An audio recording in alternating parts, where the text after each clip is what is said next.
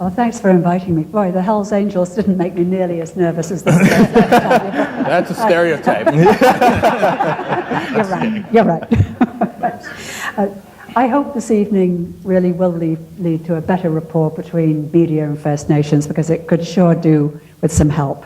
It's a relationship that, although it's improved over the last 2 decades, it's dogged by problems and suspicions. And newsrooms differ widely, but of course policies and decisions are made by the personalities at the top. But in my experience, those problems are rarely caused by overt racism. And this is my experience only. I know in Nanaimo you've had some very different experiences. But there's always debate over whether to give voice to fringe viewpoints and whether stories specifically about Aboriginal communities have a wide appeal to viewers and readers. The poor coverage of Indigenous issues are not really sins of commission usually, they're sins of omission. And I believe that that is changing because there's a growing realization that stories about First Nations issues should be a vital part of mainstream reporting. But a major hurdle now is media cutbacks. And like most reporters, I deal with increasingly overworked editors, understaffed newsrooms, space restrictions, tighter deadlines, and none of those lead to thoughtful coverage of complicated Indigenous stories. I do believe that Canadians want to know more about First Nations and are slowly becoming educated about Aboriginal history and culture. But the stories are often difficult to cover with nuances that need explanation. They can't just be done in a quick hit.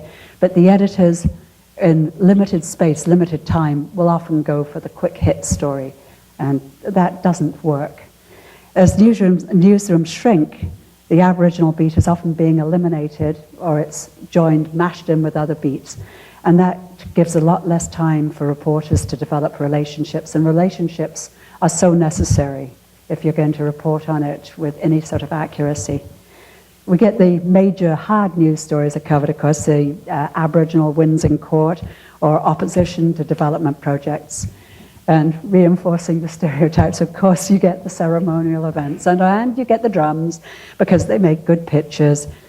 But as Canadians are looking deeper into their history, you're also getting more stories about the legacy of residential schools and the effect of treaties.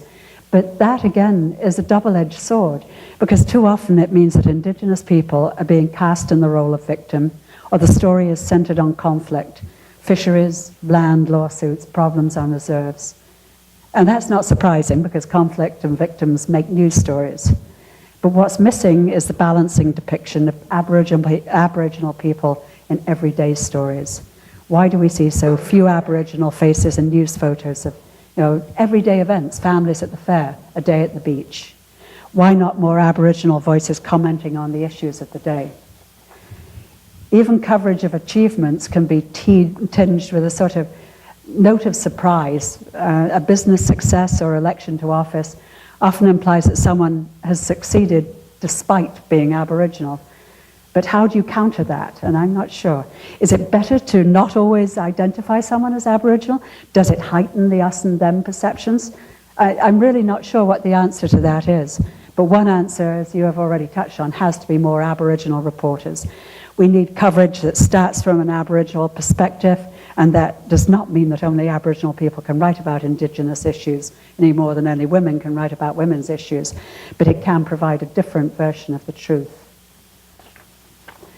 And I do want to emphasize that I believe equal responsibility for achieving balanced and in-depth coverage lies with First Nations. My basic job is to report factually and without bias. And at its best, journalism should identify issues, stimulate debate, raise awareness, provide a platform for conflict resolution, and sometimes, if you're lucky, really lucky, change public policy. And that should not vary whatever the story. But for someone like me coming in without much of the background, covering First Nations stories is a minefield. Problems often arise when no one from the community is available to reporters, even when the story is positive. And if it's newsworthy, that story is going to go ahead with or without community comment, or worse, with comments from someone who has an axe to grind or who does not have the authority to speak for the community. When the story is not positive, problems multiply. Constructive criticism or bringing to light stories of abuse, wherever it might occur in the system, should not be construed as racism. Tough questions do not mean that anyone is being picked on. Too often a First Nations community will shut out reporters at the whiff of a problem. And unlike most public bodies, First Nations organizations can shut out reporters more than anybody else. We have no right to ask for, say, no, I demand to be at that meeting. And I can understand that distrust. I mean, history does not paint a pretty picture, but I don't believe it serves Aboriginal communities well. It provokes a sort of suspicion rather than reconciliation. And after decades in the media, I believe sunlight and public scrutiny are almost always beneficial. So how do we move forward? I think the tide is already turning. There's a growing awareness that First Nations can and will influence what is happening in this country, and that creates an appetite to know more. We need to promote a better understanding of the day-to-day lives and issues of Indigenous people and give readers meaningful coverage that will build knowledge rather than divide complex issues into black and white. We need to see coverage that brings us together rather than separates us. And what have we got in common? Lots. Everybody has. Environmental protection, a better future for our children, economic development. We need editors and publishers to acknowledge that Aboriginal issues must be covered and covered well. And that sometimes can be achieved with pressure from viewers and readers. So write letters to the editor, tweet, make phone calls, make a noise. It helps, it really helps. I've fought enough of those battles in the news meetings to know that that kind of pressure can make the difference between an issue being covered and not being covered. And I'd really like to see First Nations at every level pay more attention to public relations in the broadest sense of the word. I don't mean public relations in the worst sense. And I'd like leaders to look at how the media can give people a voice and speak to not only an engaged audience, like we have here this evening, but also to those who have unpalatable views. And as a final, very personal thought, we also need to stop tiptoeing around the appropriate language. I think we have to stop getting tangled up in words. It puts people off trying to write about some of these issues sometimes.